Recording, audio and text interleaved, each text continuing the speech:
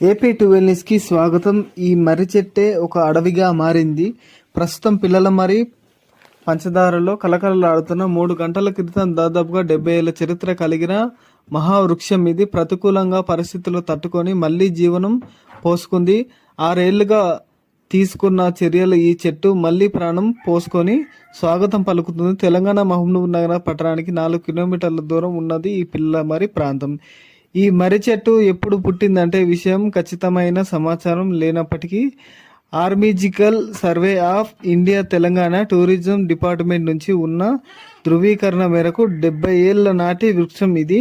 భారతదేశంలోని అతిపెద్ద మర్రి చెట్టు ఇది ఒకటి తెలంగాణ అటవీ శాఖ అధికారులు తెలుపుతున్నారు. ఈ మర్రి చెట్టు యొక్క విస్తరణ 3.5 ఎకరాల విస్తరణగా ఉంది అధికారులు తెలుపుతున్నారు. మీరు ఈ సమాచారాన్ని పూర్తిగా విన్నట్టయితే సబ్స్క్రైబ్ చేయండి ప్లీజ్.